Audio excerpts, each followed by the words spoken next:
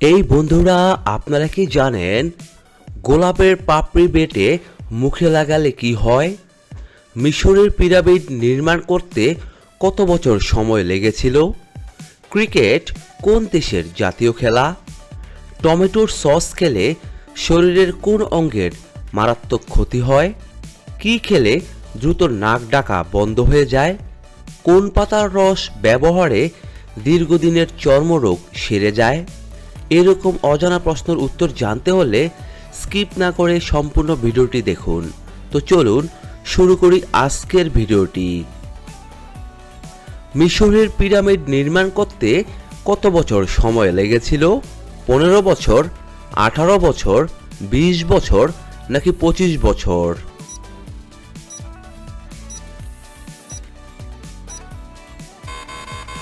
এখানে সঠিক উত্তরটি হচ্ছে 20 বছর। পরের প্রশ্ন, শীতে শরীরকে নরম, সুন্দর ও সতেজ রাখতে কোন সবজি খাবেন? মূলা, পেঁপে, গাজর নাকি বাঁধাকপি? এখানে সঠিক উত্তরটি হচ্ছে গাজর। গাজরে প্রচুর পরিমাণে beta carotene, fibre, antioxidant, calcium এবং বেশ কয়েকটি প্রয়োজনীয় ভিটামিন ও খনিজ পদার্থ রয়েছে, তাই এটি ত্বক ভালো রাখতে দারুণ উপকারী। পরের প্রশ্ন, কোন নদীর তীরে পলাশীর যুদ্ধ হয়েছিল? মেঘনা নদী, যমুনা নদী, সিন্ধু নদী নাকি ভাগীরথী নদী?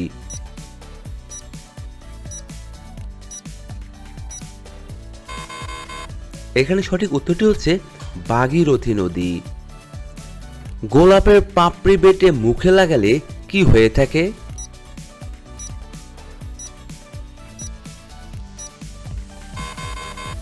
উত্তরটি হচ্ছে মুখের উজ্জ্বলতা বাড়াতে গোলাপের জুড়ি নেই। 2 টেবিল চামচ মধু, 2 টেবিল চামচ দুধের স্বরের সাথে শুকনো গোলাপের পাপড়ি মিশিয়ে পেস্ট তৈরি করে রাতে ঘুমানোর পূর্বে লাগান এবং শুকানোর পর ধুয়ে ফেলুন, মুখের উজ্জ্বলতা বাড়বে। পরের প্রশ্ন, খালি পেটে শশা খেলে কোন বড় রোগ সেরে যায়? ডায়াবেটিস, পেট জ্বালা, কিডনিতে পাথর নাকি আমাশয়?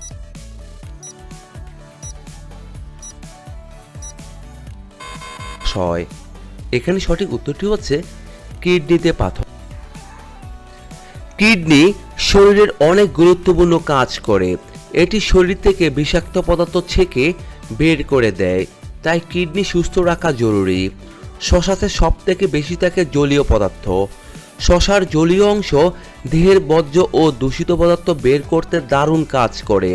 নিয়মিত শশা খেলে কিডনিতে সৃষ্ট পাথর গলে যেতে সহায়তা করে। ইউরিনারি ব্লাডার এবং লিভার ও প্যানক্রিয়াসের সমস্যা সমাধানে বেশ সাহায্য করে শশা। পরের প্রশ্ন, ক্রিকেট কোন দেশের জাতীয় খেলা? বাংলাদেশ, নিউজিল্যান্ড, অস্ট্রেলিয়া নাকি ভারত?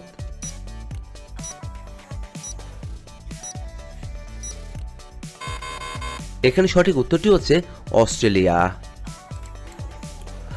টমেটো সস খেলে শরীরের কোন অঙ্গের ক্ষতি হয়ে থাকে? লিভার, ফুসফুস, পাকস্থলী নাকি কিডনি?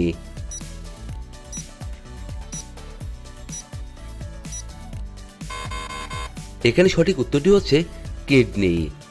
বিশেষজ্ঞরা বলেছেন অত্যাধিক পরিমাণে টমেটো সস খেলে ওবেসিটির মতো সমস্যা দেখা দিতে পারে। টমেটো সসে থাকা উচ্চ পরিমাণের চিনি এবং প্রিজারভেটিভ শরীরে ফ্যাটের পরিমাণ বাড়িয়ে দিতে পারে, আর ওবেসিটির কারণে পরবর্তীকালে মধুমেহ ও কিডনির বিভিন্ন সমস্যা ঝুঁকি বাড়িয়ে দেয়। পরের প্রশ্ন, কি খেলে দ্রুত নাক ডাকা বন্ধ হয়ে যায়? পেঁয়াজ, দারুচিনি, লবঙ্গ নাকি রসুন?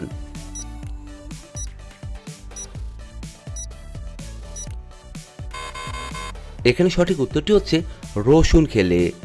নাকের ভিতরে মিউকাস জমতে বাধা দেয় এই প্রাকৃতিক উপাদানটি, সেই সঙ্গে রেসপিরেটরি সিস্টেমের উন্নতি ঘটায়, ফলে শ্বাস প্রশ্বাসে স্বাভাবিক হতে শুরু করে এবং নাক ডাকার সমস্যা কমতে শুরু করে।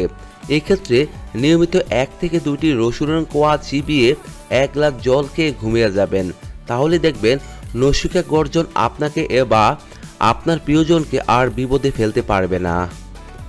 পরের প্রশ্ন, কি ব্যবহার করলে ত্বকের সব ধরনের দাগ মিলিয়ে যায়? বাদাম, টমেটো, দারুচিনি নাকি কলা?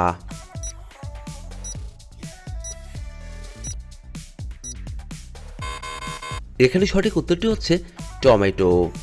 রোদে পোড়া ত্বক স্বাভাবিক ও উজ্জ্বল করতে একটা বড় টমেটোর রস 1 চা চামচ গোলাপ জল নিয়ে ভালো করে মিশিয়ে পেস্ট করে নিয়ে ত্বকে লাগিয়ে 15 থেকে 20 মিনিট রেখে দিয়ে পরিষ্কার জল দিয়ে ধুয়ে নিতে হবে। এটা সপ্তাহে 3 দিন ব্যবহার করলে রোদের পোড়া দাগ দূর হবে এবং ত্বকের উজ্জ্বলতা ফিরে আসবে। পরের প্রশ্ন, কোন পাতার রস ব্যবহারে দীর্ঘদিনের চর্মরোগ সেরে যায়? থানকুনি পাতা, পেয়ারা পাতা, জাম পাতা নাকি নিম পাতা?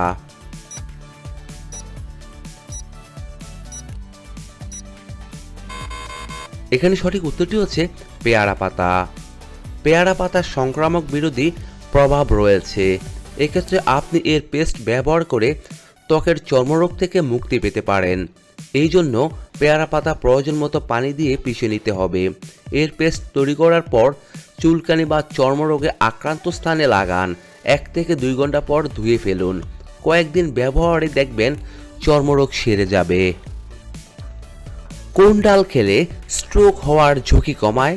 খেসারির ডাল, ছোলার ডাল, মুগ ডাল নাকি মসুর ডাল?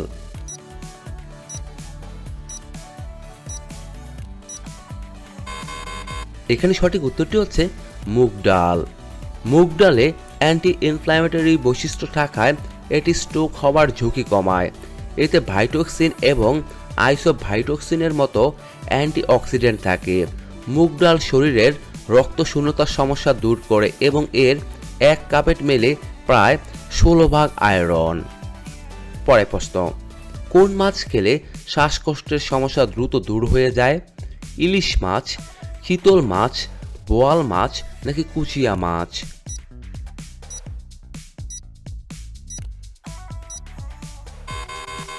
এখানে সঠিক উত্তরটি হচ্ছে কুচিয়া মাছ। কুচিয়া মাছ হজম শক্তি বাড়ায়, পাইলস রোগের মহা ঔষধ বেদনানাশক, উচ্চ রক্তচাপ কমায়, শ্বাসকষ্ট দূরীকরণে সহায়তা করে। কুচিয়া মাছ খেলে শরীরের রক্ত স্বল্পতা দূর হয় এবং বসন্ত রোগ তাড়াতাড়ি সেরে যায়। প্রতি 100 গ্রাম কুচিয়া মাছে 18.7 গ্রাম প্রোটিন, 0.8 গ্রাম ফ্যাট এবং 2.4 গ্রাম কার্বোহাইড্রেট এবং 185 মিলিগ্রাম ক্যালসিয়াম রয়েছে। পরের প্রশ্ন, দাঁড়িয়ে প্রস্রাব করলে কোন রোগ হয়ে থাকে? কিডনিতে পাথর, ডায়াবেটিস, ফুসফুসের সমস্যা নাকি হার্টের সমস্যা?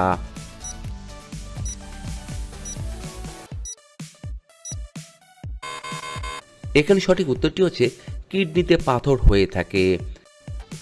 দাঁড়িয়ে প্রস্রাব করলে প্রস্রাবের দূষিত পদার্থগুলো মূত্রনালীর নিচে গিয়ে জমা হয়। গবেষণায় দেখা গেছে যারা দাঁড়িয়ে প্রস্রাব করেন তাদের ডায়াবেটিস, জন্ডিস বা কিডনিতে অসুখ হওয়ার আক্রান্ত হওয়ার আশঙ্কা বেশি। পরের প্রশ্ন, খালি পেটে শসা খেলে কোন রোগ দ্রুত সেরে যায়? আলসার, পেট জ্বালা, পেটে পাথর নাকি ডায়াবেটিস?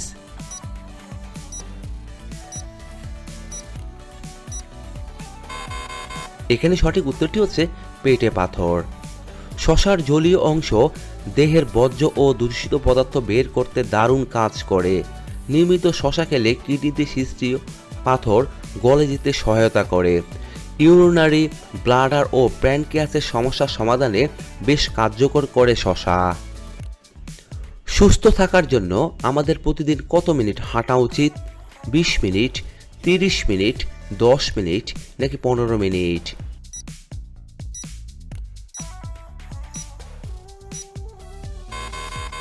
এখানে সঠিক উত্তরটি হচ্ছে 30 মিনিট হাঁটা উচিত। প্রতিদিন কমপক্ষে আমাদের 30 মিনিট হাঁটা উচিত। তবে আপনি চাইলে সপ্তাহে 5 দিন 30 মিনিট করে 150 মিনিট হাঁটলেও আপনি সুস্থ থাকবেন।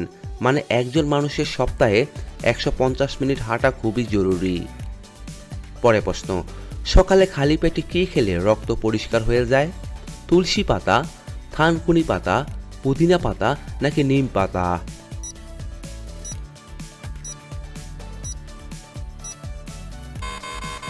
এখানে সঠিক উত্তরটি হচ্ছে নিম পাতা। সকালে খালি পেটে 4 থেকে 5টি নিম পাতা বেটে খেলে রক্ত পরিষ্কার হয়ে যায়। নিম পাতায় অ্যান্টিব্যাকটেরিয়াল, অ্যান্টি ইনফ্ল্যামেটরি এবং অ্যান্টিফাঙ্গাল উপাদান রয়েছে। রক্তে জমা থাকা টক্সিনগুলোকে বের করে দেওয়ার জন্য এটি একটি কার্যকর উপায়।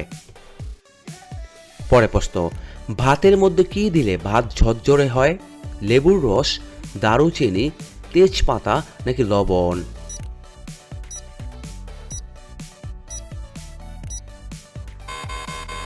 এখানে সঠিক উত্তরটি হচ্ছে লেবুর রস। ভাত রান্নার সময় লেবুর রস যোগ করলে ঝরঝরে ভাত তো পাবেনই, সে সঙ্গে সুগন্ধ যোগ করে। রন্ধন বিশারদদের মতে লেবুতে থাকা অ্যাসিড চালকে একে অন্যের গায়ে লাগতে দেয় না এবং চালের নিজস্ব আঠা ভাব কাটাতে সাহায্য করে। পরে প্রশ্ন, কলা খাওয়ার পর কোন ফল খেলে বমি ও মাথা ব্যথা হয়ে থাকে? কমলা, জাম্বুরা, আপেল নাকি পেয়ারা?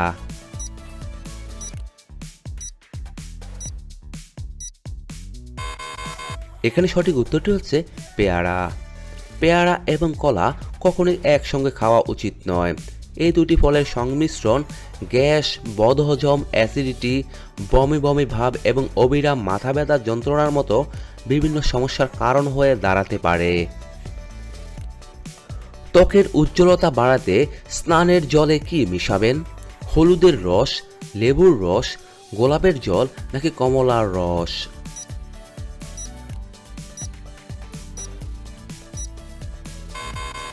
এখানে সঠিক উত্তরটি হচ্ছে লেবুর রস। সারাদিন প্রাণবন্ত থাকতে লেবুর জরুরি নেই। আপনি জানেন কি লেবুর খোসা বা রস দিয়ে স্নান করার আছে নানান উপকারিতা। স্নানের জন্য লেবুর খোসা বা রস ত্বকের সৌন্দর্য ঠিক করতে সাহায্য করে। তাছাড়া নিয়মিত লেবু জল দিয়ে স্নান করলে ত্বকের উজ্জ্বলতা বাড়ে। কি না খেলে আয়ু 5 বছর নিশ্চিত কমে যায়? আখের রস, মাছের তেল, শিমের বিচি নাকি বেগুন ভর্তা?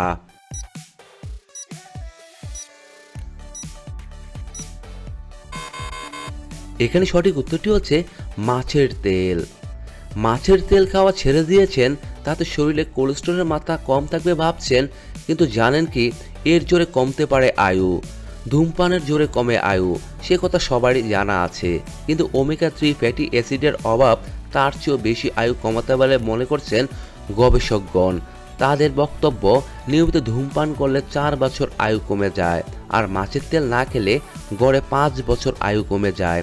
সাম্প্রতিক এক সমীক্ষার দেখা গেছে যে কানাডার গুয়ালফ বিশ্ববিদ্যালয়ের বিজ্ঞানীরা জানিয়েছেন জাপানের মানুষদের শরীরে ওমেগা 3 ফ্যাটি অ্যাসিড 8% বেশি। তার প্রভাবে আমেরিকার নাগরিকদের কাছ থেকে জাপানের মানুষদের গড় আয়ু 5 বছরের বেশি হয়ে থাকে। নিয়মিত মাছ খাওয়ার অভ্যাসের কারণেই এমনটাই হয়েছে জাপানে বলে ধারণা করেছেন গবেষকগণ। কি খেলে ঘন ঘন মাথা ব্যথার সমস্যা দ্রুত ভালো হয়ে যায়? পানি, লেবু, মধু নাকি নিম?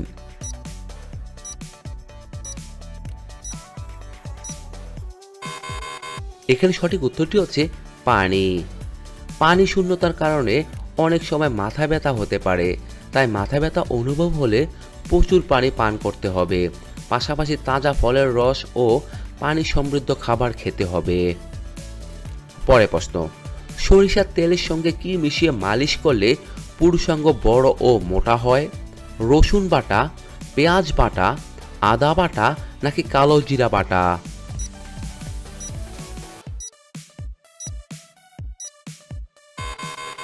এখানে সঠিক উত্তরটি হচ্ছে রসুন বাটা। বন্ধুরা, এতক্ষণ আপনারা আমার সঙ্গে থাকার জন্য আপনাদের সকলকে অসংখ্য অসংখ্য ধন্যবাদ। ভিডিওটি ভালো লাগলে অবশ্যই একটি লাইক দিবেন, আর কেমন হলো কমেন্টে লিখে জানিয়ে দিবেন। পরিশেষে বলবো, সবাই ভালো থাকুন, সুস্থ থাকুন।